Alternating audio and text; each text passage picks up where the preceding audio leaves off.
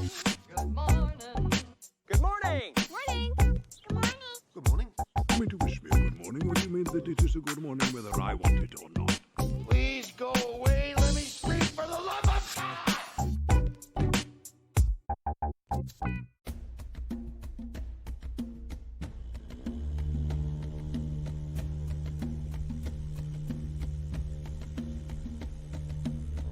Good morgen, venner.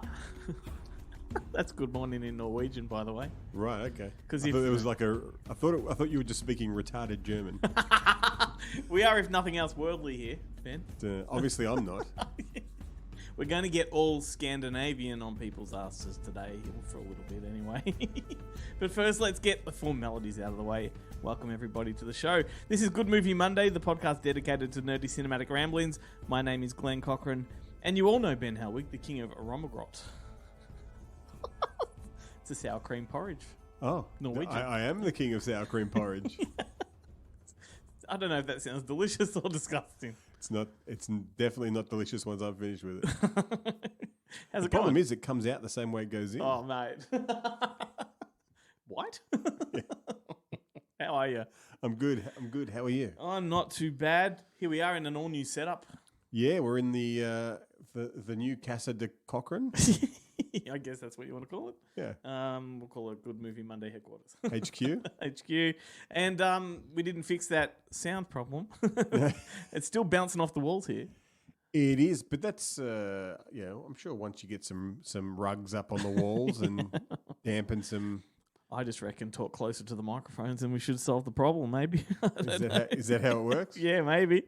So this week, we have a special guest, Daniel Stisen. Now, things changed up a little bit. I believe on last week's show, I announced that we'd be talking to Tom Matthews this week. Yeah, you got us all excited. I know. Well, it's just, a little bit of a cock tease, I think. You're going to have to hang out a little bit longer. But we've got Daniel Stisen, a Norwegian tough guy who is on track to becoming the new Arnold Schwarzenegger. And if you haven't heard of this guy, keep listening because we're going to fill you in about him and tell you what he's all about because he's doing some cool stuff out there in the whole direct-to-video world. Some quality stuff, Ben. Well, that's really all you need. His new Quality movie stuff. is called The Siege, which is quite good. It's brutal, it's whimsical, and he's making the type of movies that we love here at Good Movie Monday. So I'm excited about that. Here's the question for you, though. If Van Damme is the muscles from Brussels, what's Daniel Stisen? And what rhymes with Oslo? I've been trying to rack my brain. I can't think of anything. You've gotten to the end of the show to try and come up with something. All right.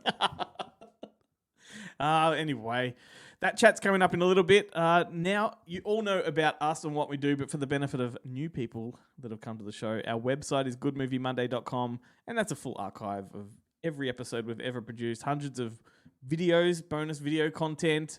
We have interviews with celebrities. We have a spin-off podcast. And you can find our way to all of our social media pages through there as well. Just click on whichever one you want. Give us a like and a follow. We appreciate that. And we encourage interaction. So drop us a line. Comment on our posts and we will respond kindly. A bit later up on the show, we have the guys from the Bonehead Weekly podcast dropping by to impart their Kentucky-branded boneheadery.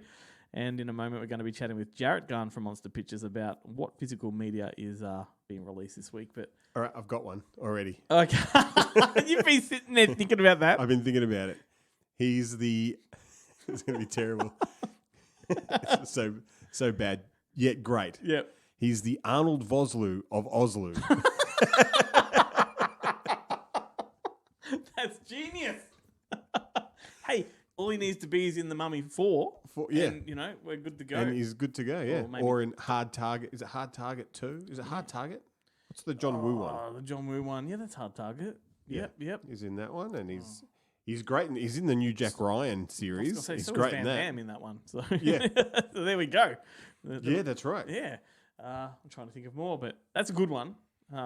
See if you can come up with any more. Is there any? I don't know any other cities from Norway. That's the problem. It's only Oslo. Yeah, but Anyway. I guess we can think of something that rhymes with Norway. Oh yeah, Doorway. the doorway from Norway. He's built like a brick shithouse, so he could be. They have doorways. I don't know. You get me off script, and I have no idea what I'm talking about, Ben. Welcome to my world. Have you been watching anything in the last week? Yeah, look, funnily enough, I finally decided to catch up on Mad Men, the TV show. Yep. So I've been pounding my way through that show. Like, I think I've done 6 seasons in the week, but I'm very, very liberal with the fast forward button. Oh, right. I'm not interested in any of their personal shit. Yep. All I want is the cool stuff that happens in the office, the business stuff. I like a Right. good business drama. So you just fast forward to the office scenes. So just the office scenes, yeah, Right. which is weird considering it's Mad Men. But I did take a break from that and finally decided to check out Jerry and Marge Go Large. Oh, yeah, I haven't seen that. Is it good? Look, it's a bit of fun. I mean, people who know me in real life, and you will certainly know this, Glenn, I am obsessed with winning the lottery. Yeah. My whole life is based on, like, all my future plans are all based on one day winning the lottery, because I have no skills, no ambition, no talent, and I can't even sell stuff that I own for money on eBay. That's how useless of a human being I am. It will happen though. So yeah, look, it's got to.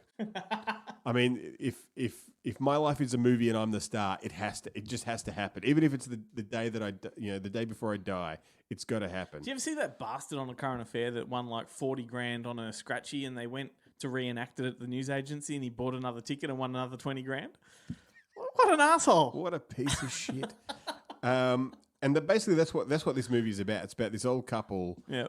It's not really an old couple, but it is an old couple. But the guy who figures it out, it's Bryan Cranston. That's right. He figures out that mathematically, on this certain type of lottery system, Yeah. the more you spend, like once you spend over $2,000, mathematically, with the way that the lottery works, you will win more than you spend.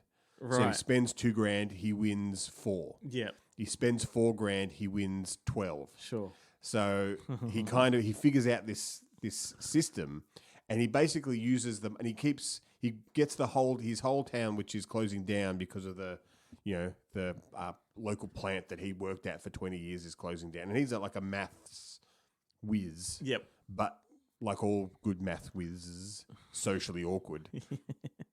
And so then he and his wife, played by Annette Bening, they rope the whole town in. Yeah. And so they all put their money into the pot and start winning the lottery. And the lottery company don't mind, because all of a sudden they've gone from a no-name lottery to all of a sudden they're making all this money on the lottery tickets. Yeah, yeah.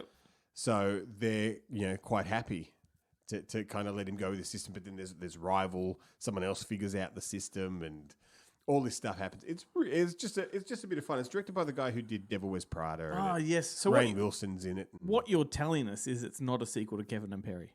No, unfortunately, no. Or that other one, that Barb, and There's a lot of go larges out there, isn't there? yeah. It's like a Carry On franchise. I wish this was 30 years ago and a Carry On film starring Annette Bening. That'd be great. No, but it could be the new Go Large franchise. No? Okay. Okay. Well, I'm nodding my head. Sorry, it's not coming through on the radio. But I mean, if there was a movie that's just Ben Goes Large, and it's just like a It's Ben at the drive-thru? time lapse movie of me at KFC, and then I become their biggest customer, and I demand that hot rods go onto the permanent menu. That's what the movie's about. It's one man's plight to try and get hot rods. Best thing about hot rods is you got a toothpick afterwards. Damn straight. Damn straight. Can we just pause the show? Let's go to KFC. I reckon. Did somebody say KFC? I don't care. I love it. It is that time of the show where I talk to you about Newsly. It'll just take a moment. Bear with me. And I mean this sincerely. Please listen to us on the Newsly app. It is a super app. It is incredible. It takes all of the news articles from around the world and funnels them into the palm of your hand. It's curated to your liking, so whether you like sports, drama, comedy, you might like religion, you might like politics, whatever it is you're into, Newsly funnels it into your hand. And the best part is it reads it all out to you in a natural human voice. So if you're on the train on the way to work, you might be driving, you haven't got time to read, maybe you can't read. Newsly's got you covered. It reads it all back to you in a natural human voice. And the best part is, it has all the podcasts you could want, including ours, Good Movie Monday, as well as Wednesday Up Late. And get it now. And if you want a free month of premium, all you got to do is use the code word Monday, MNDAY, Monday without the O, and you got it. So Newsly, whack it in your phone, listen to us there. On with the show. Well, Ben, it's that moment we've been waiting for on the show, since we started, and we haven't been able to contain ourselves. It's Jarrett. Hey, guys. How are you, mate? Good, very good, very good. It's another light-on week for home entertainment this week, so What's going on? don't get too excited at this point.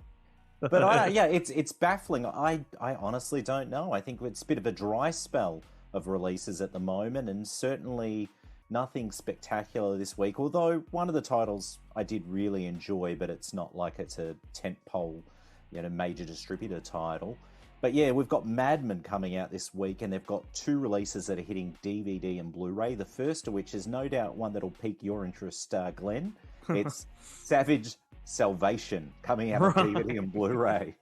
Yeah. This is like another DTV actioner that stars like A-listers that are collecting a paycheck. Robert De Niro and John Malkovich in this one, and I don't know, it's hard to get excited about this at all, to be honest. It's what are these guys doing? They're in the twilight of their careers, and I know that they want to make a little money, but surely they've made enough money not to destroy the legacy that they've created with the great films they've done. I read the other day, I don't know if was it an interview or just an article about Robert De Niro saying how the trajectory his career is taking now is to ensure the future for his grandchildren.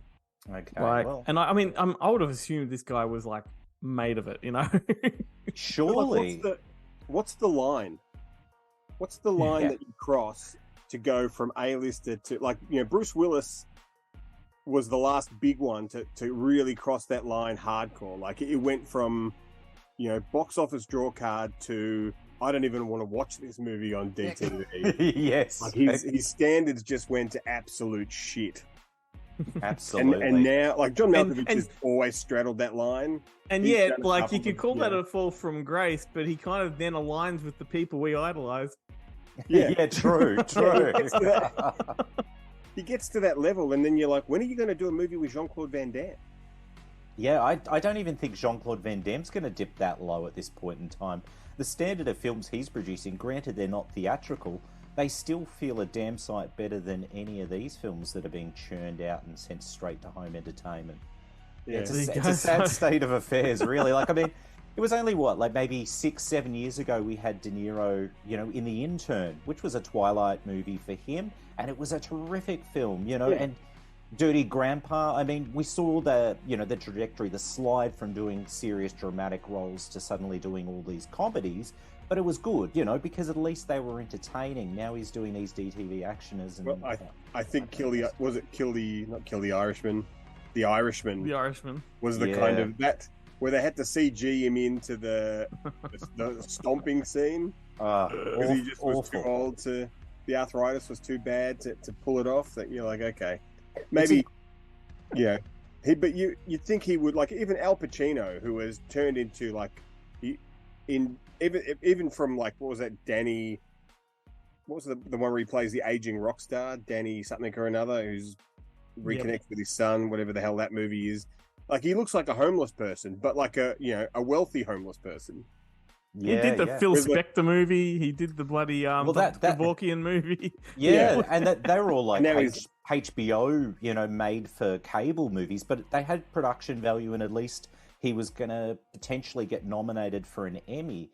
But now he's doing films with De Niro that are a far cry from Heat. They're this all-star cast.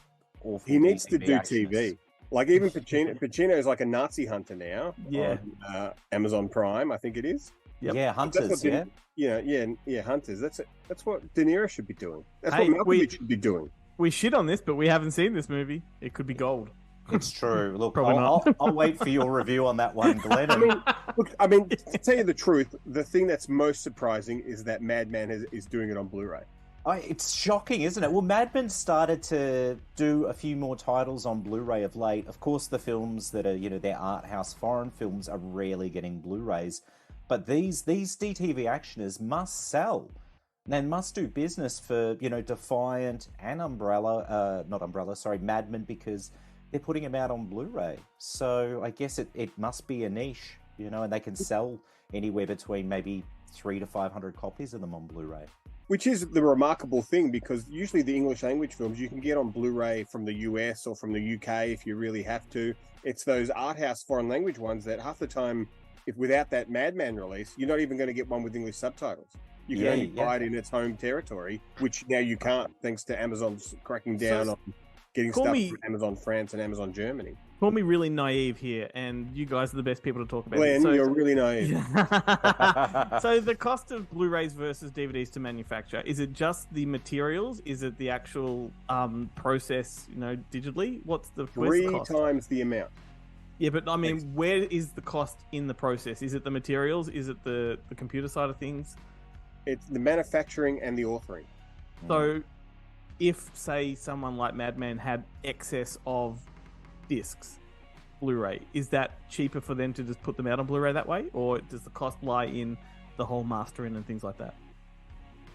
Oh, it's an entire process. There's no such thing as having extra discs that you just have lying around. Like, you make them to order.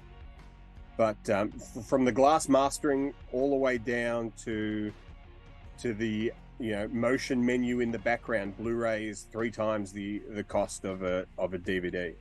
There we go. Crazy. Informative. Everything, each disc, the slicks are probably the only thing that remains the same price. Yep, right. The actual covers. The Amaray cases are probably more expensive as well, the Blu-ray cases. Amaray cases, they used to be, back when I paid attention to such things, were about 40 cents a unit, whereas the DVD cases, depending on how cheap you want it to go, 10, 15 cents maybe. Yeah, because you can get real cheap with those DVD cases. Some of them have the most putrid smell to them. I was about to say, you can tell where the by hell the were smell. they made? Yeah. Recycled What are they tire made cases. of? And do you want to know the most putrid smelling DVD I have of all things is Necromaniac. True. It's got that real great. rancid smell to it. I reckon it might have been deliberate. Even They've worse, beaten Umbrella to the punch with that Stanko vision that they're doing with Teenage Mutant Turtles. yeah, it smells like tires.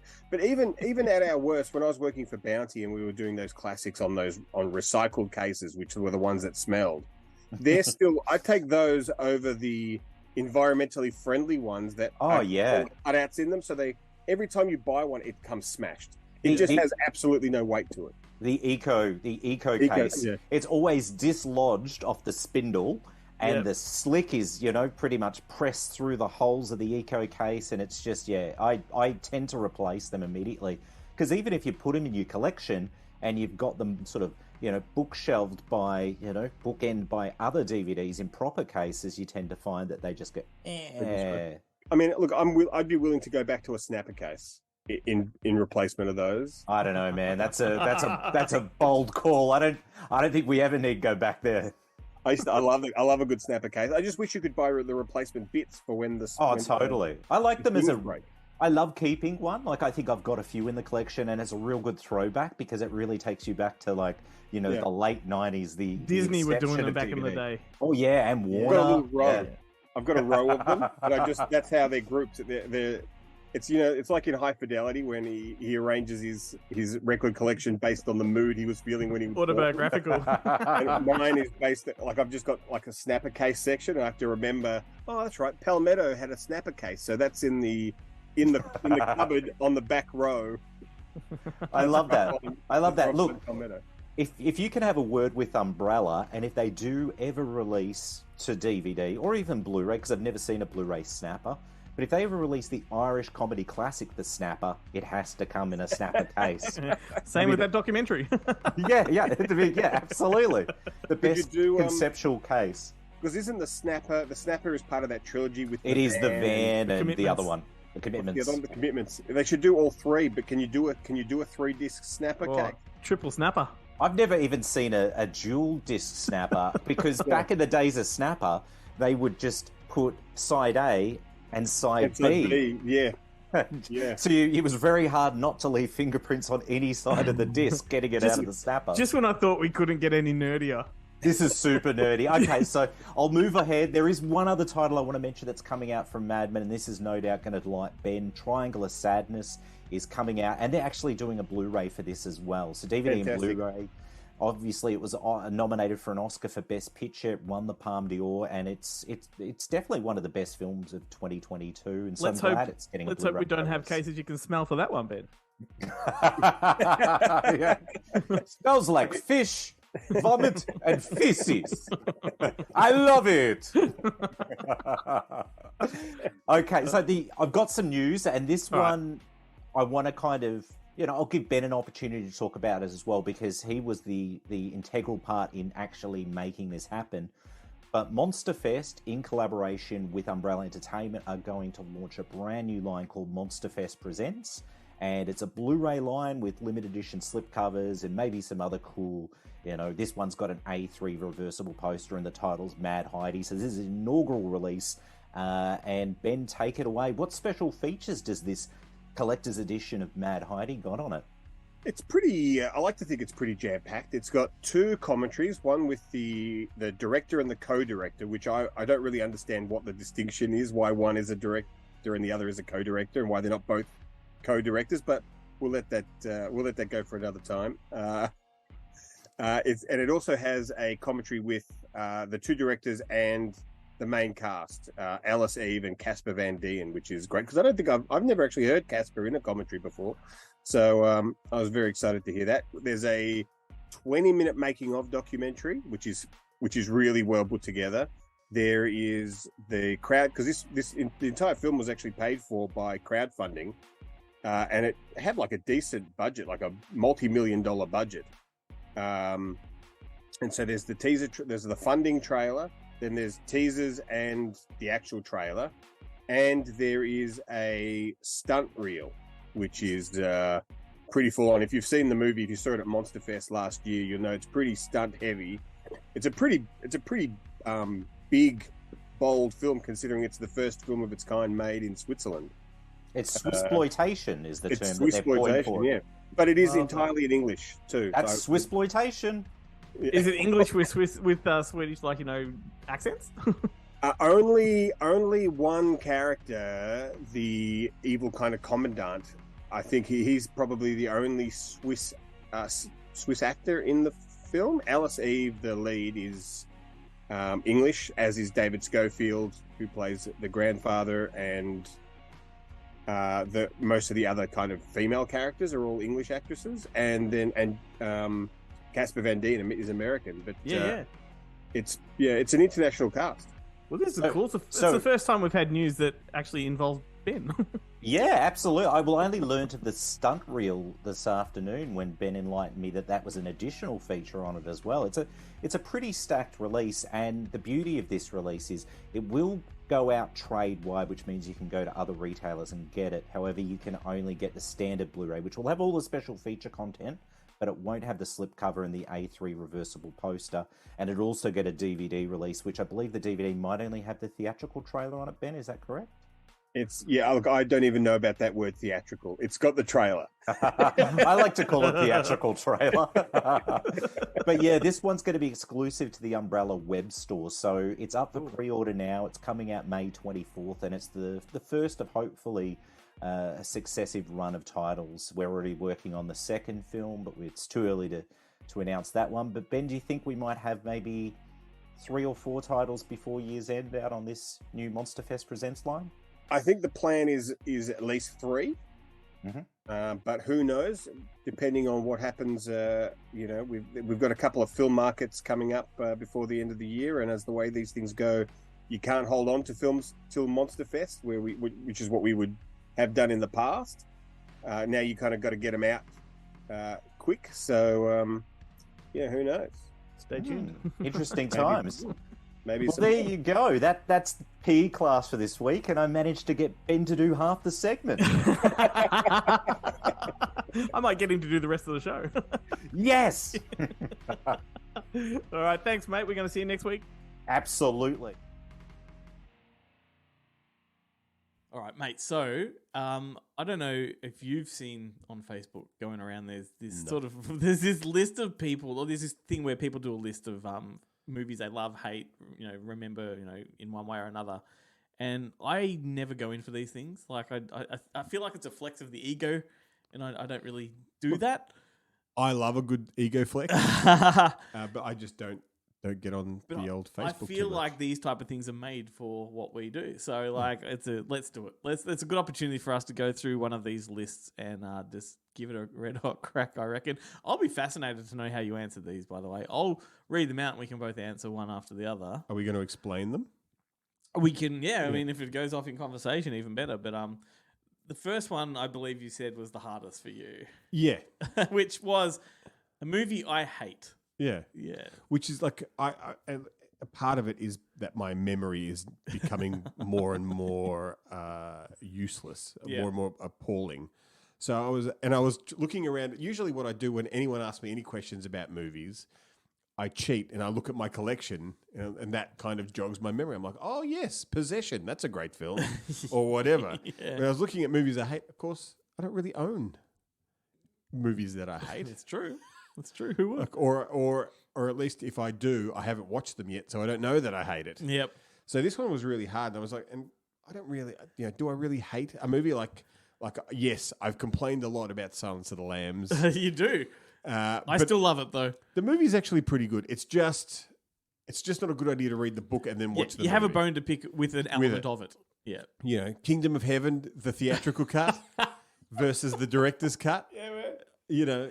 Do I hate it? No, it's just not as good as the director's cut. Modesty Blaze is a bit of a bugbear of mine. That the '60s movie, the Terrence, whatever his name is, thing with Monica Vitti and Terrence Stamp. Because if you've read the comic strip or any of the books or know anything about the character of Modesty Blaze, that movie totally shits on all of it. Well, what did you think of the Scott Spiegel one? My Name is Modesty. Yeah. That is great. Yeah. That's really good. And it's the only problem with it is that it's the origin story of Modesty Blaze, or it doesn't dive into kind of, and it doesn't get into the cool stuff of Modesty Blaze. I think that was the intention though, but it just didn't perform. Even with Tarantino's name branded on that DVD cover. Yeah, it's a real shame. It's a real shame because the Modesty Blaze is a great character and could be a great, be a great franchise. What did you land on?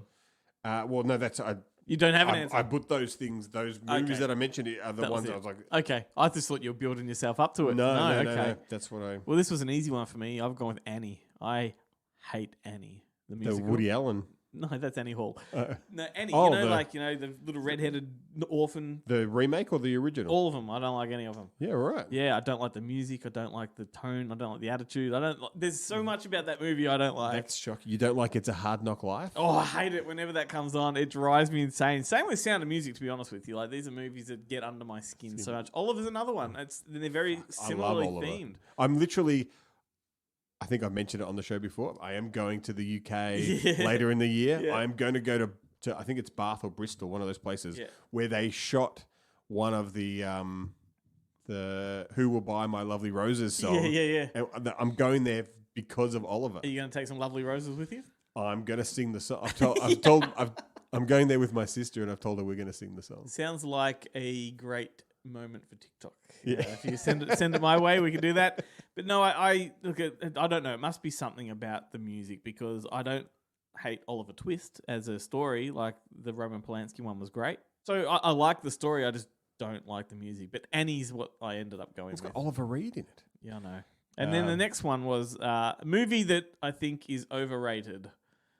What did you go for? Well, I also hate this one, but I think Shakespeare in Love is completely overrated. That's the one that got Gwyneth the Oscar, which I don't think she deserved. And to be honest, I watched it at the time. Haven't watched it since.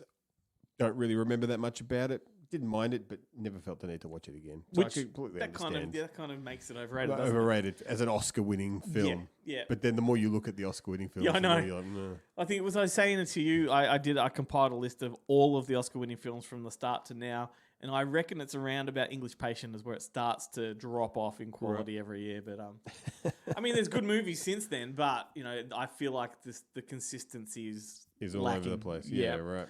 What did you go for? I think this one's going to be controversial. Mad Max Fury Road. Yeah, well, that's no surprise to me. Yeah. I did not rate that film at all. I know. Oh, it frustrates me, but we can move on from that. We've had that conversation. Yeah. So a movie that I think is underrated. Naturally, I could have gone with Jesus, anything you like, everything you like. Oh well, I mean, everybody knows how I feel about Caddyshack 2, right? Yeah. So instead, I went with another one that's going to just get under people's skin. But I think The Godfather 3 is underrated. Is underrated. I do. I think it is a good movie. You know, people shit on it all the time, only because it is part 3 of a trilogy where number 1 and 2 are so phenomenal. Yeah. But for the gap in time between 2 and 3, for him to make a movie that still continues the story, is a good movie on its own, I reckon it's pretty good. So Yeah, it's fun. I had no where problem. with it. Great set pieces in that one. What about you? What's underrated in your mind? For me, it was Under the Silver Lake, Yeah, that doesn't surprise me. the David Robert Mitchell film. I went to see it. I think there were 3 of us went to see it in the cinema at Cinema Nova. Yeah. And funnily enough, it's Umbrella released it, and I'm still dirty with them for not releasing it on Blu-ray locally. And I keep slipping it into conversation with them, like, I've gone through the catalogue. What do you reckon Under Silver Lake? But I came out of that movie, I was just like, fuck, that was excellent. It was so good. I wish I had. And then hearing everyone else's thoughts on it, I'm like, I can't believe it. I saw that as a screener, so I was by myself in the lounge room. I don't think I had the right mood for it at the time. So I probably had all the wrong circumstances for that one. I should go back to it. I think, like, I was flicking around on my TV, and I can't remember what streaming service it was on, but it kind of came up, and I had accidentally pressed play while I was trying to get to something else, and it kind of played like the first, couple of minutes of Andrew Garfield walking down the street, and I was like, fuck, I need to watch this again, because it's just, even that was just so Awesome. So cinematic, so good. Well, I hope people are taking notes of these. These are some movies that are good recommendations at the same time. Next one is a pretty general one. Movies I love. Now, I mean, come on. It was, Come on. how do you pick just one? Yeah, so I ended up going with Jaws because Jaws is just a staple. I went, Spielberg's my hero. That's his best film. That'll do. That's how I went with it. See, mine's so weird in comparison to that. Yeah. When I go, Cocktail? Well, I mean, I love Cocktail. Like, I fucking love Cocktail. It's a great movie. I could have said Roadhouse. I could have said, like, one of 1,000 films. That's what this show is, though. It's movies we love mostly, isn't it? Like, we talk about movies we love every week. I always think that when you ask someone what's your favorite film and they can tell you straight away, I always think you haven't watched enough movies. Yeah, that's right. It's too hard. You can't, like, even your top 10, I can't do it. I couldn't do a good top 100. I've always had a top 10 or a top 5, but it does alternate every few years. Like, Yeah, it definitely does. Yeah. I look back at, I used to have a live journal, if you remember that, back in the early 2000s. And I would routinely do those lists then. Yeah. Like top 10 films. And they always had 3 options per every number. And I look back and I'm like, wow, at that time I really loved, That's that the film. other thing is that sometimes, what I had as my number 1 or number 2 were there for years. I'd always go to it. That's my number 1. Yeah. And then I thought, but it's not. Like, I loved it then, and I was just holding on to that position for some reason. Like Almost like you feel bad for dropping it off that position. Because for a long time it was Mary Poppins for me. Number 1 followed by Reanimator. What a double banger that is, right?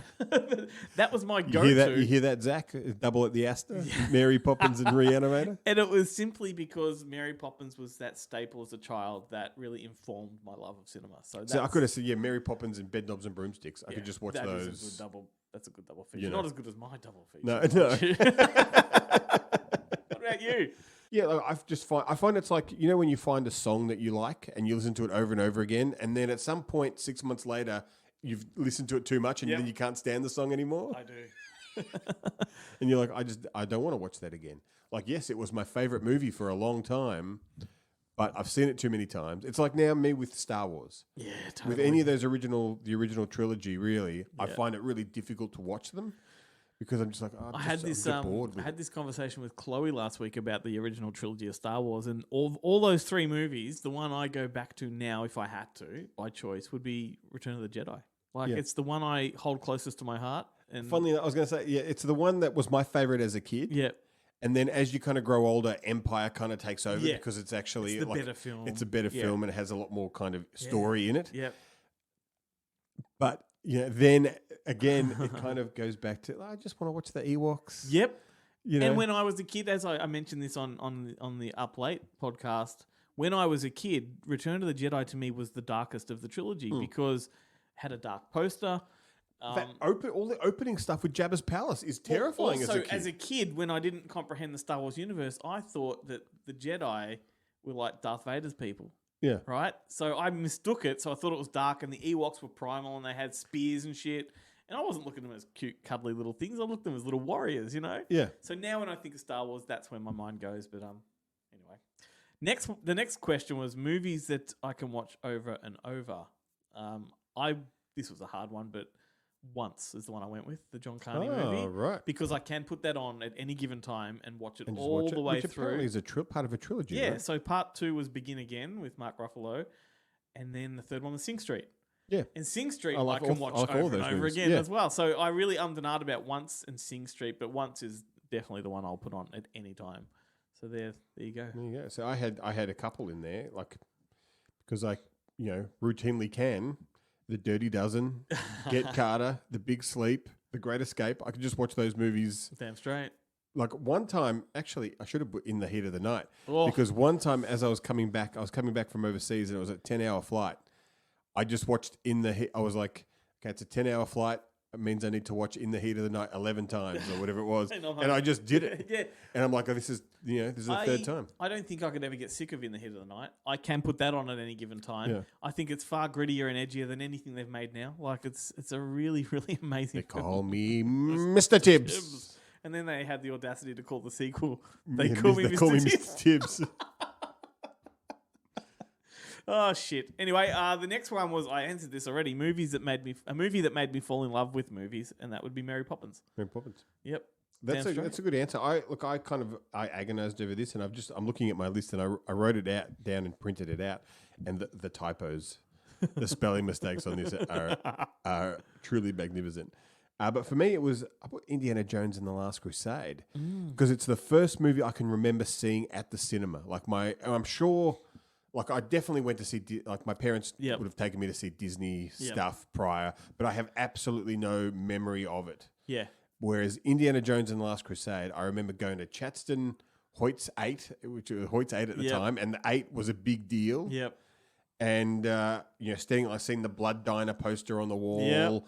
while we were waiting in line with thousands of what it felt like thousands of other people lining up to go and see this film, and then just being totally blown away by it. I saw that at the cinemas. I've got like a photographic memory of my childhood cinema experiences, from E.T. being my first to seeing Ghostbusters, Neverending Story. I remember all of them, where I was, where I sat, what cinema it was. I have a memory of it all. Oh, see, I saw all of those movies that you mentioned on video. Yeah. Like, Well, my parents were avid moviegoers at the cinema, and they took me, and I just all these movies from the early to mid 80s. I have a recall of them. Like E.T., Yeah. I shouldn't be old enough to remember that experience, but I do. Thinking about it now, like it was one of the realizations I had with Star Wars, but it's also with Neverending Story and E.T. I've never seen them widescreen. I've only seen them 4:3. Yeah.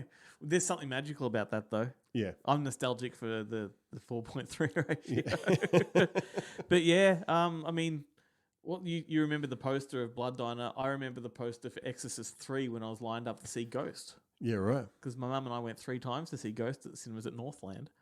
And it was the Exorcist 3 poster that I wanted to go back for, just to look at. Yeah, right. So weird. Good memories, though. Yeah. Speaking of, movie that changed my life. Well, I've told this story 100 times on the show, so I'll just say the movie and let people discover the story for themselves. But Ghoulies.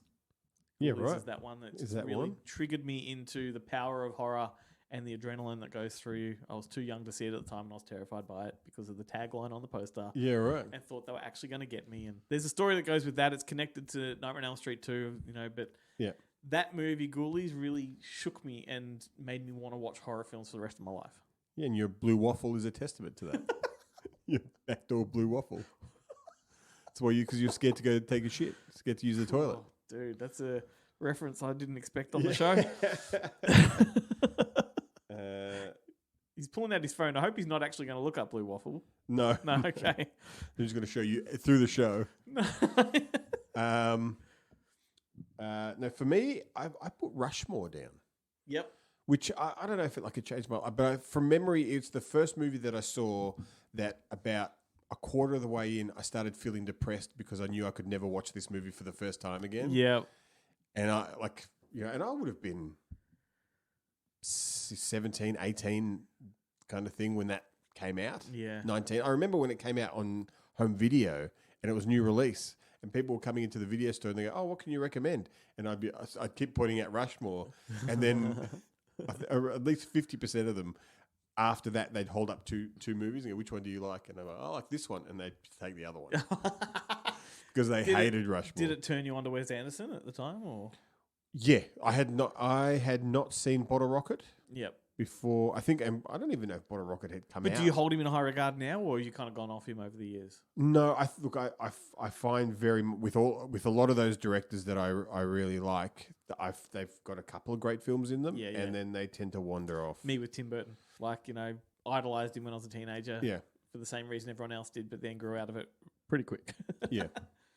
All right. Well, what's the next one? Movie that surprised me. This was easy. It happened late last year, I think. Seriously Red.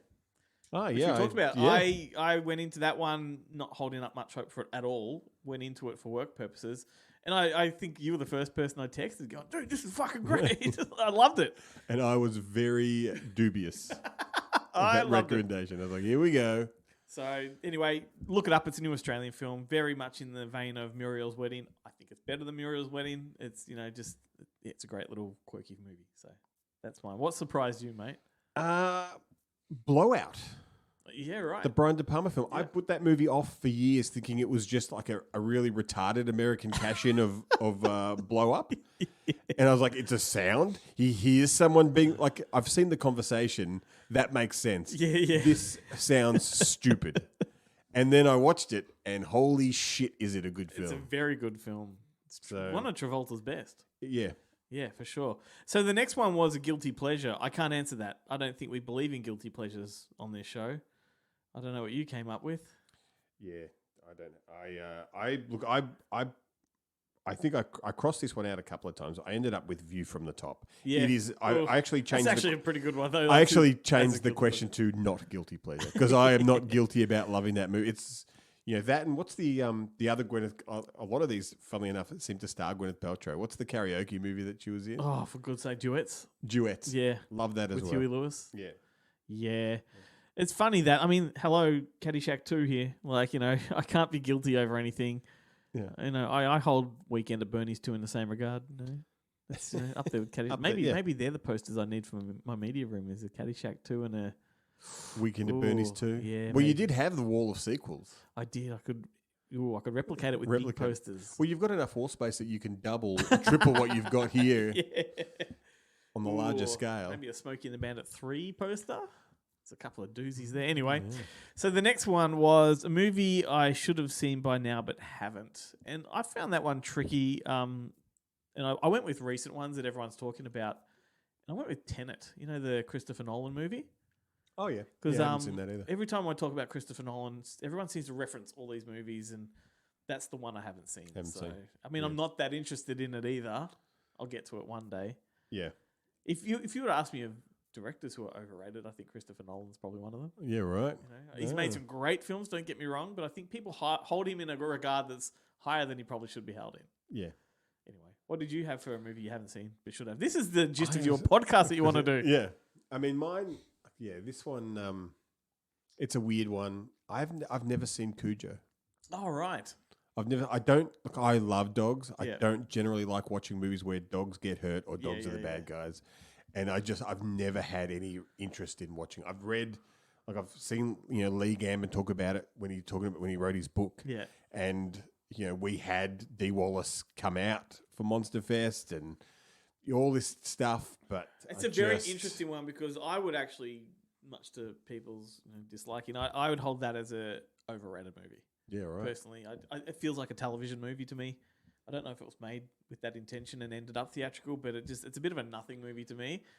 But it I will check it out. It one would day. serve as a good, like, not remake, but new adaptation would be great Yeah. of that one. If you, I don't know, it's going to piss a lot of people off, but that's what it is. All right, so next one was a movie trilogy masterpiece. There's a lot here, but I went with Back to the Future with that one. Yeah, right. Yeah. I actually thought like it was pretty hard. I didn't want to go. On one hand, I was like, I don't want to go with the obvious ones. I don't want to say Star Wars. Yeah. I don't want to say Back to the Future. Yeah. Oh, But- okay then. But and it's, look, legit. Back to the Future is, I think 3 is probably a bit underrated. But I do find that a lot of the bigger trilogies, things, like Evil Dead is a great one. Yes. But my Yeah. problem with Evil Dead is Evil Dead 2 is basically a remake of Evil Dead. It's Yeah. not really a trilogy. Yeah, the story does not hold. It does not Yeah. carry through. Yeah. Alien 3 kind of sucks. It's fine, but it's not as good as that's- Alien or I mean, Aliens. We're talking trilogy masterpiece, so they've all got to They've have. all got to be yeah. good. So for me, and this goes back to movies I can watch over and over again. Yeah, I selected Die Hard. that's a great one. I love all three of them. Die Hard with a Vengeance I think is fantastic. I really like Die Hard 2. A lot of people don't like it I for almost some put that reason. as my underrated. Yeah. Because I think Die Hard 2 cops a lot of shit, and I think it's actually gotten better over the years. I think the appreciation on that is Yeah. great. I think Long Kiss Goodnight owes a lot to Die Hard 2. Does it? Well, yeah, I really like it. yeah. It's, So that's the first one is the original one's a classic. yeah, it is. And number 3 was a surprise because it went away from the repetitiveness The of number Christmas 2. thing and the Yeah. meeting up with the wife Yep, stuff. it gave I him don't a new think story. Bonnie Bedelia's not even in it. Yeah, and it put him in his hometown. Yeah, Like you forget watching number 1 and 2 that he's in New York. He's a New York City- cop. yeah. And, yeah. And then to connect the villain with the original villain, it's very clever. Very clever. I mean, Yeah, and that's a good I really like 4 as well. Yeah, 4's underrated. Underrated. We won't And then talk after about that, 5. yeah, after that, it kind of. Number 5 is one I always like to go back to trying to like it. It's one of the I talk about movies I try to like all the time and they never really work. That's one of them. So the next one was just a movie masterpiece. I mean, that's A movie masterpiece. is that not on your list? No, I missed that one. Okay. But I mean, that's all right. I can. Well, a movie masterpiece, I found this one to be, it's ambiguous. Like, there's so many that I would consider a masterpiece, but I went with Texas Chainsaw Massacre. Original. You do love that film. Yeah, original I think is perfect in nearly every way. Well, in every way. So, I'm gonna say, and it is up on our Letterboxd as one of my all-time favorite films. Nudist Colony of the Dead. That movie, it's a musical. It's a horror comedy musical film set in a nudist camp / kid. It's a masterpiece. It ticks all the boxes. The opening song is simply magnificent, and all of them they're so catchy. They're all earworms. Every song in it. well, speaking of, the next one would be movie soundtrack. Best movie soundtrack. You go first. There was no way to limit this to one, and I jotted down just the ones I could think of off the top of my head. So Streets of Fire, The Warriors, Yeah. Rushmore, Royal Tenenbaums, High Fidelity, Cocktail. They're all excellent. My goodness. All excellent soundtracks. Electric Dreams could have been on I there. feel like cocktails are occurring motive on this show, and I might have to watch that this weekend. Coughlin's Law, Young Flanagan. Well, I went with the Natural Born Killer soundtrack. That's just one that I can put on at any given time, and it really. I haven't seen. Like California and Natural Born Killers are movies that I watched at the time, Yep. like them, and have never seen See, them again. We've had, like, on the previous incarnation of this show, back when it was the Fake Champ podcast, Jarrett and I got into quite a conversation about Natural Born Killers because he hates it. Absolutely hates it. And I think that's a masterpiece. Like, it is a near perfect film to me.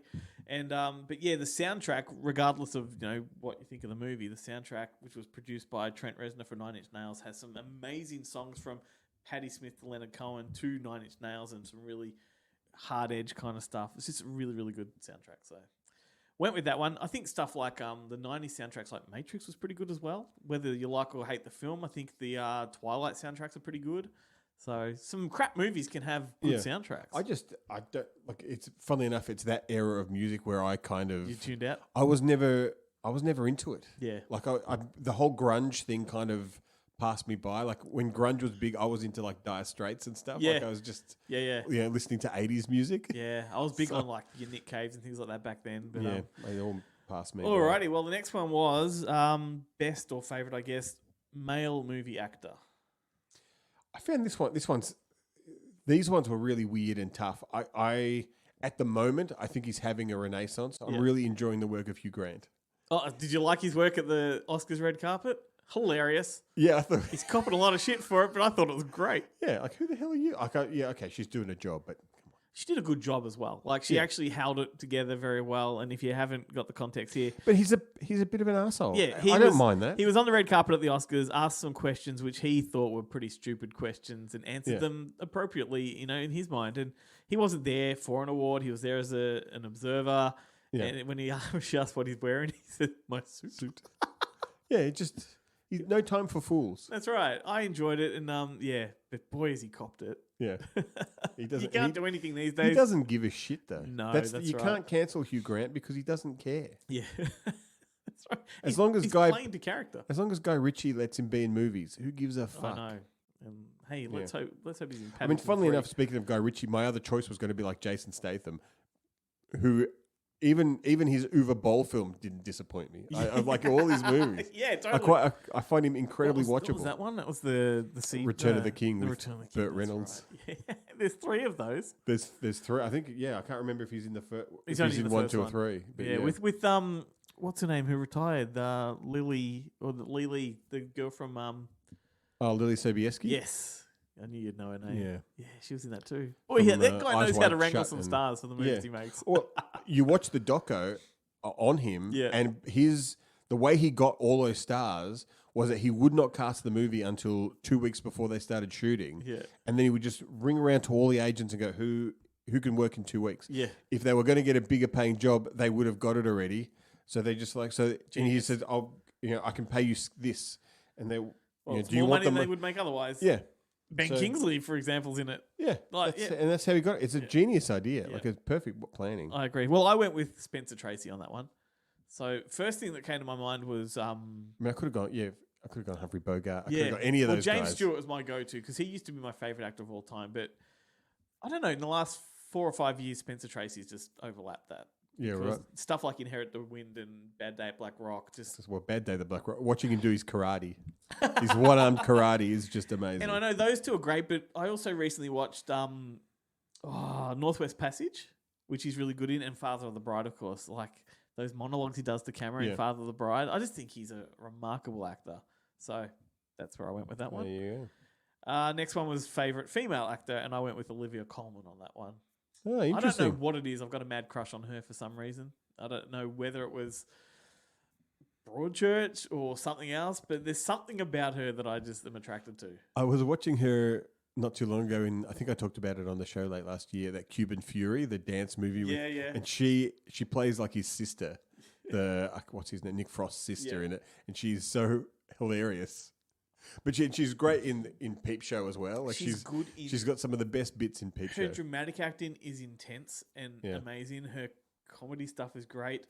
I saw her do like sketches. Was she on the Big Show as well? Something like that. Yeah, I think she's done a lot of Or that Big kind Train of or something like Big that. Train, Yeah, jeez. Yeah, she's great. So that was my favorite female actor. What about you? I went with Margot Robbie. Oh, good one. Because she's like, even the films I haven't seen, like stuff like, which I will never see, like Focus. Yeah. I'm like, okay, that's fine. You can do a Will Smith. I don't really like con man movies. Yeah. I don't like those I ones don't where either. you can't trust anyone. Yeah, yeah. But yeah, I Tonya, I really rated. Yep. Babylon I thought was great. Amsterdam I liked. The Suicide Squad, especially the second one, not the first one, that was shit, but the second She's one good is in the great. first one, though. She's the only thing that's worth watching Yeah. in that film. Once Upon a Time in Hollywood, even though, like, apart from the end part, you're like, why is she in it? Yeah. Like, why is that character in it? Yeah. But,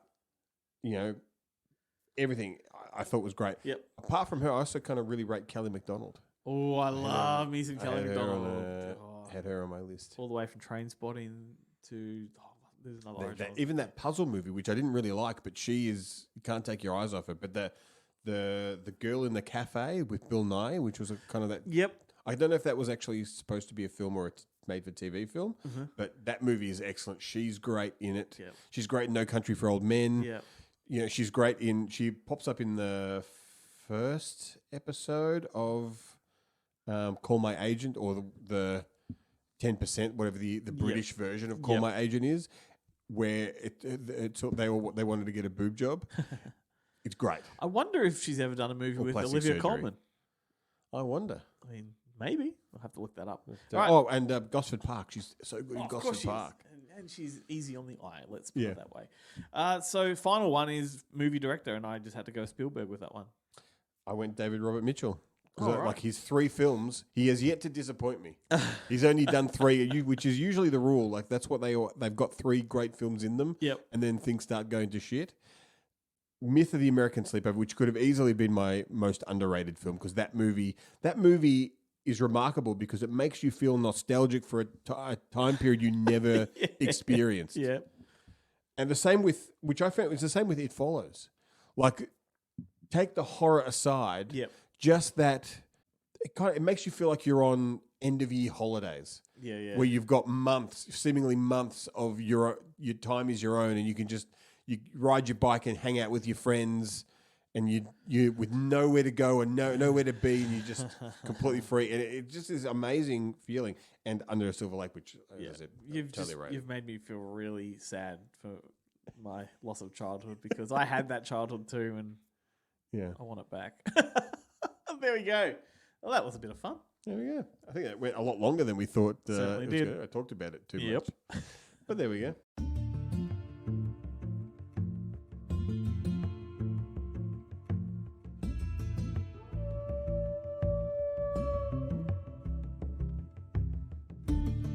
Go run and hold to safer grounds, but don't you know we're stronger now? My heart still beats and my skin still feels, my lungs still breathe and my mind still feels. Are we running out of time? All the echoes in my mind cry. There's blood on your lies, and the sky's open wide. There is nowhere for you to hide. The hunter's moon is shining. I'm running with the wolves tonight. I'm running with the wolves. I'm running with the wolves tonight. I'm running with the wolves. I'm running with the locked or free. What would it be? My spirit talks. I am everything, but we're running out of time. All the echoes in my mind cry. There's blood on your lies, and the sky's open wide. There is nowhere for you to hide. The hunter's moon is shining. I'm running with the wolves tonight. I'm running with the wolves. I'm running with the wolves tonight. I'm running with the wolves. I'm running with the curves they track and hurt and let your dreams go incomplete.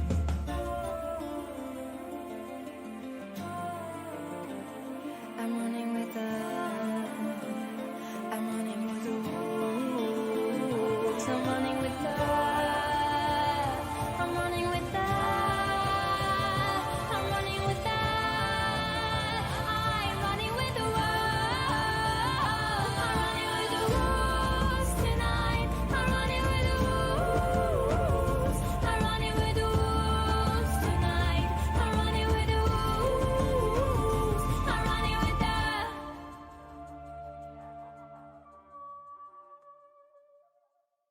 Well, that might have been one of my favourite songs that we've ever played on the show, Running with the Wolves by the Norwegian songstress Aurora. And that's a fitting way to move into our featured interview. The song itself was featured on a really great animated film called Wolf Walkers. I don't know if you've heard of that one. It's great. It's a final part of a folklore trilogy. The other two were Secret of the Kells and Song of the Sea. I reckon it's up your alley. I reckon you'd enjoy it. But it's the perfect segue to Daniel Stisen. Check out the banner for today's episode and you'll see how fucking massive this guy is. He's a unit. Huge. Bodybuilder turned actor. Just an old brand or old school style of action hero here, straight from the school of Stallone and Schwarzenegger, which he's going to talk about in a few minutes. But he's worked his way up through a lot of bit roles in big movies, and now he's doing his own, lead roles in some smaller movies. But geez, they're pretty good. Some of his recent ones were The Last Man Down, Retribution, and now his new one's called The Siege.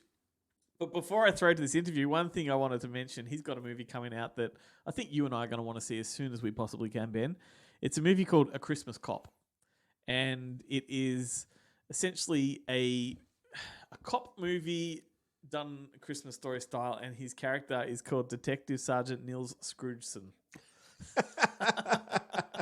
So I'm all about that. It's also got William Forsythe in it, James Morrison and Fred Williamson. They're also in it. Excellent. So that's one I think we're going to have to look out for. I did want to Most definitely. I did want to talk about that in the interview, but he was a bit more keen to talk about another upcoming movie he's got coming out. So I'm like, okay, I'm not going to push that. You're a big guy, and you could probably strangle me through Zoom. You talk about whatever you want, mate. Yeah, that's right. It's a great little chat, not too long.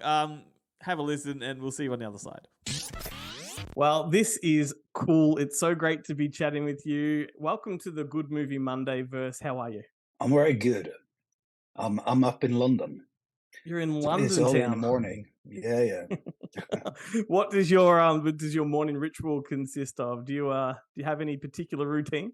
It's a lot to do with food and supplements.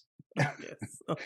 So it's like I always have my oats with some proteins, and then I stack with vitamins and different things, So this is something I've done. The oat thing is something I did from childhood, and then I went into bodybuilding, and I was continue with it. So I always have some oats in the morning. It sounds like a good routine. Maybe I should take a leaf out of your book. I'm going to throw a blanket question out to you about the film that we're talking about, The Siege, and I want to know what drew you to this project to begin with. Before this, we made a movie called Last Man Down, and it was quite successful. It's a kind of independent action film, also a little bit like inspired by like Arnold and Stallone movies from the 80s. Mm-hmm. And it got really successful. Philippe Martinez contacted me about The Siege. He said, "Oh, I think you would be perfect for this film." And then we had a conversation, and then he put me in touch with Brad that directed it. And we had a good conversation. We kind of, after this, I knew, I would like to do this because it's kind of a movie I would like to watch when I grew up. And it's important to enjoy things and make things you like, So that's the thing. So there's more, the drive was this kind of make something I would like to see as a teenager or a child. So that's why this has happened for me. Well, I mean, that's nailed it on the head, because that's exactly how I felt when I was watching this. The movie opens up with such a unique and quirky sequence that is loaded with action, and yet it's very whimsical and comical. And that's an interesting tone for a movie like this to take. Was the script as offbeat and quirky as what the movie was? Yeah, well, everything is a evolvement. It's kind of evolve while you start working on it. So we had the script, it's more or less, yes. But then kind of when me and Brad start doing our Zoom call about the script, about the character, we kind of get a more sense of how we want to make it. So it's yes, it is, but it's also a kind of evolvement while you develop it or you go into pre-production through this process of conversations and ideas, and and he I remember he said he want to try to have it's an action film but a touch of comedy on it, not too dark, but some in between, humor. Absolutely. So I think he managed to get that combination quite good, because it's not an action comedy, but it's kind of action with some element of lightness in between. Absolutely. It's full of really good ideas, and having the genre, the action genre that it is, take place on the fringes of like the spy and espionage world is quite unique. I haven't quite seen it done like this before. And like you mentioned, Brad, your director, he went all out with the violence in this one, which I like in a movie like this. It's very brutal. Yeah. Was it a really tough shoot physically? It was a brutal shoot of several reasons. Yep. So first of all, when we shot this movie, we're still in kind of semi-lockdown in the UK. Not proper lockdown, but it's kind of still in the end of it. So you had these kind of bubbles. When you shoot a movie, you have to be in a bubble. And that just make it a little bit more complicated, with logistic and everything. Is just so we were shooting this in a film studio up in north of England, and like in the movie, on set, nobody's allowed to leave the facilities. So everyone had to stay on the facilities, and then we had a hotel very close by that we could stay in. Kind of. So it was kind of sealed off, make everything a little bit more complicated, but still good. And we had a very short shooting time. So we shot this film over 20 days. And that's hard. That's brutal, because it's like you don't have time for mistakes. You don't have time to make a lot of takes. You may, you have, it's best of 3. It's kind of, you can't do you don't have the time to do 5 or 10. It's like best of 3, that's it. And you don't have room for mistakes. So that's how you make this film. And also because we shot it in November, and we shot a lot of night shoots, as you can see, and November in north of England is cold. and when I was in a tank top most of the film, and when we discussed the costume, I didn't think about it. Either did Brad, or the costume. So when we start shooting, and it's like the first day, no problem. And when we went into night shoots, and it's like 0 degrees, that was tough. That was tough. So I'm like, I remember I said, oh, if I knew, I would propose another costume. Yeah. Did they Because have? It was so freezing. Did they have things aside for you after the take? Something like a warm of soup? course, or, of course, and a bathrobe, and that sort of things. But it's like when you do a lot of takes, the thing is you can do a take and take it on, and it's fine, But when you've done it for like 5 hours, it doesn't matter if you take it on; you're still cold. So, but at least a lot of action keep you going. It make you warm and all this. But still, it's amazing, because what I think this is something I like I come from bodybuilding. When you're on a diet for bodybuilding, you don't enjoy the process of dieting and all this, but you enjoy the result. And when you look back on it, you can be proud of yourself for all thing you achieved and the process of achieving. And I think the same with film sometimes. You have fun, but like this one when it's so cold, you kind of, oh, why didn't we shoot on like with a little bit more clothes on or whatever? But after, I'm so happy I did. And it's this challenge you do to yourself, and you come through it, and you're still alive, and you see it on the screen. It's like, this is the reward. So yeah, it was tough, but I still enjoy it, kind of. This is something I dreamed about doing all my life. So I do my dream, so whatever that's going to be, you need to go through a lot of things, and that's a part of the process. And I love the whole package,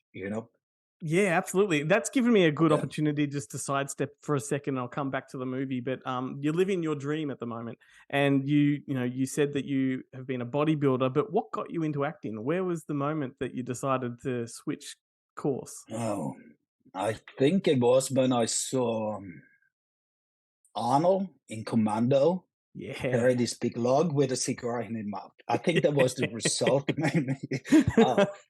This is how I want to be when I'm old.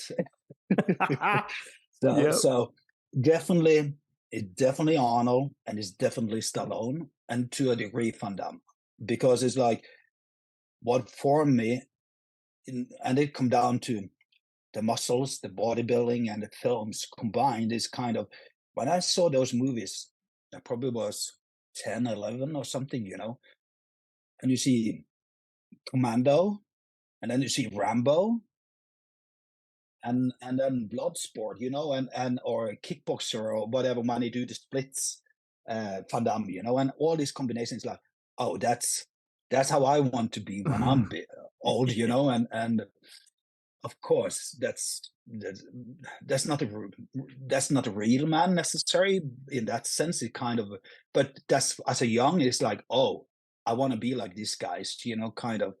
So it definitely inspired me a lot. And then of course my dad too, because he used to do bodybuilding and he owned a gym. So I grew up in this environment of muscles, powerlifters, bodybuilders, strongman, and he introduced me to Arnold in a book. He had this. Do you remember? Arnold made a book in the 70s, like a bodybuilding book, and my dad had this one. So remember, he opened this and showed me. Like I was young, it's like explain about this guy. He came from Austria and become a bodybuilder, and then he went to America and he made movies and all this. And then I remember I saw the picture of him and Franco Colombo on Venice Beach. They do their poses and everything. So this is where those seeds, combination with watching those movies, and I tell you, my mom wouldn't let me watch those movies when I was 11, but I kind of figured out a way to. I went to a friend of mine, and we were kind of we had cassettes of VHS, and we watched them illegal. It's like we didn't tell our moms. Yep, that's like a rite of passage for every kid. So I think my dad knew, but he was more like, relaxed with it. But my mom, no, you're not allowed. You have to wait a few more years. And like, I know. And now look at you. Living the dream. Yeah. So at least I'm in the process of achieving those dreams I had as a child. I've done my bodybuilding thing, and I'm doing the movie thing. I'm on the road at least. So and when I get older, I see it a little bit different than as a child. So now it's more about, I love the process of it. I love the process of achieving, setting a goal. Yep. And then it's okay, I'm going to try to do this within the next 5-10 years. And I put all my energy into it. I try to learn. I try to listen to people that have more knowledge than me. And I try to implement it into me and my life, and then kind of find my way to go through it, So now it's not so much about necessarily the dreams I had as a child. It's more about the process of them. And like making a movie is challenging, but it's also fun. Again, it's come down to this, like, I do what I wanted to do as a child, and I'm doing it. And I'm so lucky. I deserve it because I work hard for it. And that's important to remind me. It's like myself is like, yeah, I'm doing it, Hopefully I can do it for the next 10-20 years, I hope so, Hopefully. because it's a pleasure to watch you. It's amazing to watch you, and your career up until now, so like the road in which you've traveled. You've been involved with some very big projects like Edge of Tomorrow, Jurassic Park: Fallen Kingdom, Paddington, even, and Justice League. But what I want to know is, now you're leading some very, very kick-ass action movies. What lessons did you take from those big ones that translate to the ones you're doing now? So I would say it was a part of the process. All is about a part of a process. And something I learned from bodybuilding is like, in bodybuilding, it takes time. You're not going to look like Arnold within a year after you start going to the gym. It's going to take many years. It's a process of 10-15 years. Daily, training, food. And then after 5 years, 10 years, you get the results. In film, I approach it the same way, because when I started doing this, I was in my late 20s, and I kind of learned from the process of bodybuilding. So I kind of, okay, I want to do the film thing now. It's going to take time. And I set up of a couple of years where I went to school or courses, I stunt courses in London. I went to acting courses in Los Angeles. I study everything I can around film for a couple of years, 2-3 years. And then after, I set off 2-3 years where I just going to be on set, do whatever it is to learn. So it could be, because I did a lot of stunt training. So I was on a few films as a stuntman, a stunt trainee. I was in some movies as an extra. I was on movie sets as just behind the camera to support things, and some I had small parts. And the whole process of that made me ready to do what I do today, combined with the courses and all this. So all those movies, they teach me a lot about how you do film on film set, because one thing is how it's in the book, another thing is how it's done in reality. And of course, there's a big difference from shooting an indie film and a studio production of 300 million. There's a big difference. Yep. But still, it kind of gave me a good feeling of just like how it worked, how the structure, the military structure of a film set, on those big movies, you maybe have 1,000 people involved, and it's like when you see the U.S. Army come in, set up bases and all this. It's the same thing, you have this huge thing that just work together and make this amazing thing. So all these processes just is a part of the process of being ready to do my own movies. So yeah. You definitely put everything you have into these movies, and it tells and it shows on the screen. And I hope that people that are listening to this conversation really now feel compelled to go and explore more of your work, because it is quite, like I said right at the start, it's quite unique what you do on the screen. And you talk about all those big action stars, Schwarzenegger and Van Damme. You have your own unique thing on screen. So I do hope that people listening to this will go out and try to explore your work a little more. Before I do let you run and we wrap up, I want to ask you one more thing. You have a movie coming out called Fight Pride. I want to ask you all about that. Yeah. What is this movie? So it's not made yet, but we're going to make it this year. Fight Pride is a man called Yank. He's from working class America, and you have to fight to provide money because he loses his job, and you have to fight to provide money for himself and a child he meets, like a homeless child. So it is interesting thing is this is a comeback of Sheldon Lettish, who made Bloodsport. He wrote Rambo 3, Double Impact, Hard Target, Lionheart, and all these Van Damme movies. And he's going to direct it. So that's something I'm looking forward to. It's not a martial. It is a martial art film, but it's more like a drama. It's a drama with martial arts. So it's more like, it's more like in the genre of Lionheart and Rocky and The Warrior.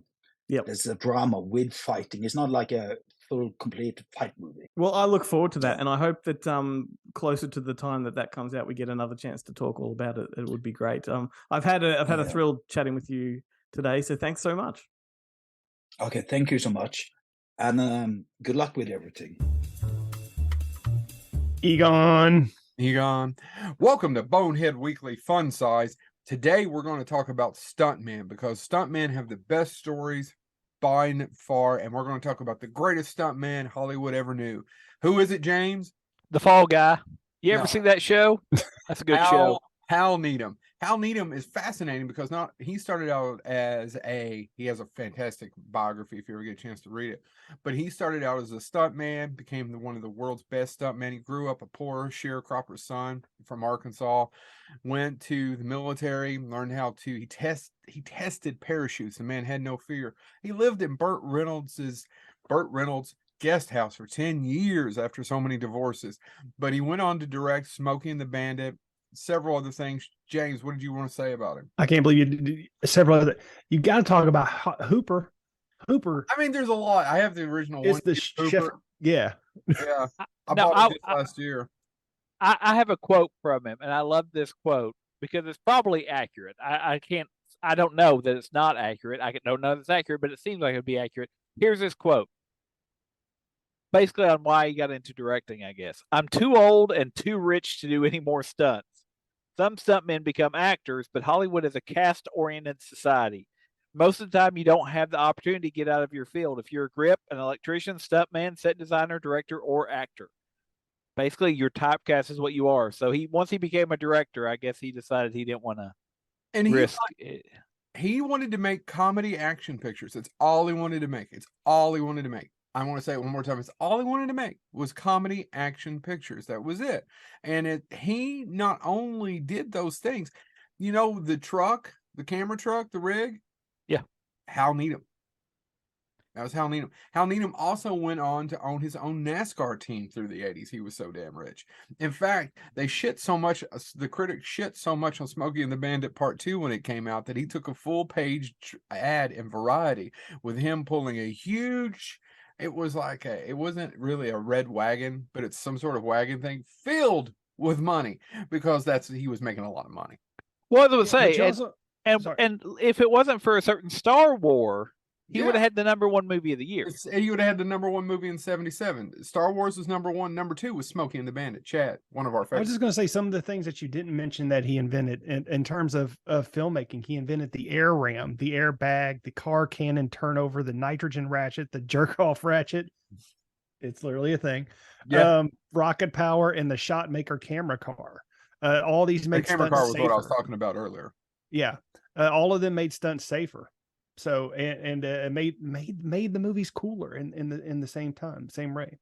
Yeah, if you don't know a lot about Hal Needham and you think, oh man, he gave us Cannonball Run and Cannonball Run 2, there is more to the man. Did he make classic pictures? Well, he made one classic picture. I'll stand by Smokey and the Bandit. Hopper. I'm gonna punch your mama square in the mouth. There's not a year goes by that I don't watch it. My kid, and the Jerry Reed songs help it, but my kid still sings along. He captured something. It's a terrible screenplay. It makes very little to no sense, specifically if you're not in America, or even at the time about Coors Beer. It makes no sense. Why would they need to go all the way to Texarkana, Texas to get Coors? But the movie is a classic, and it holds up for some damn reason well. Even in high def, when you see that Sally Field person has a mustache in that shot. Where she's driving, yeah. Yeah, it's like the dress. He couldn't find one stunt guy that didn't have a mustache to double for Sally. But so anyway, stuntmen. Yeah. Phenomenal stunt performers, we should say. Yes, that's absolutely correct.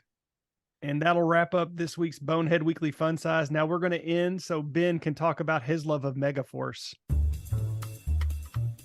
All right, everybody, get your pens out.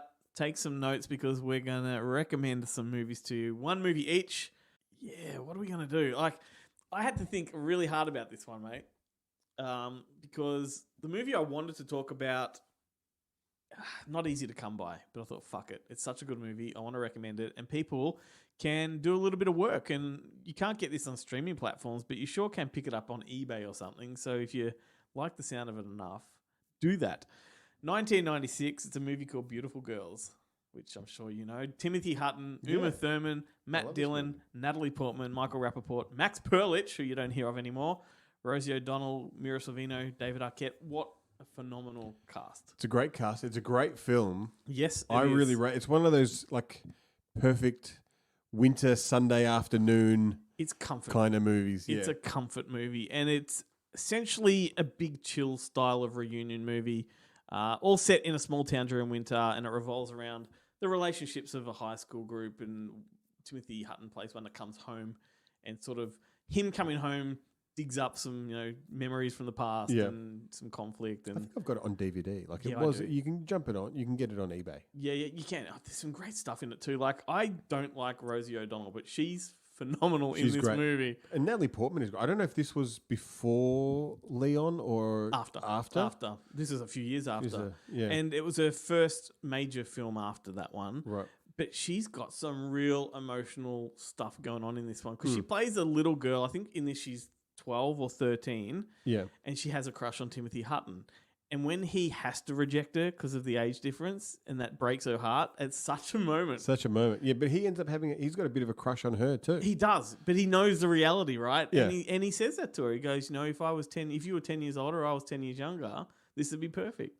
Yeah. And she just has the best moment in that movie. But I love all of the stuff about Rich Man, Poor Man. Like you can't watch it. You can't. You got to watch it on TV in one go. No, with the ads. It's the only way to watch it. It's a strange movie too because it's got such a huge Hollywood cast. Like Uma Thurman to come straight off Pulp Fiction, but it's a movie that didn't really perform well. People like us loved it, but it's not something people would hold in high regard. Well, I think it's like I discovered it on video, like on home video. So I wonder if it's one of those. It's just one of those movies that, for whatever reason, didn't do it at the box office, but it's a perfect discovery film. Yeah. When you are looking for you pick up 2 new releases for $5 or Definitely. 5 weeklies for $5 or whatever your video store's deal was, and you pick it up on a whim because it's one of many, and then you pop it in and you're like, holy shit, that was great. Yeah, absolutely. It's directed, by the way, by I think Ted Demme.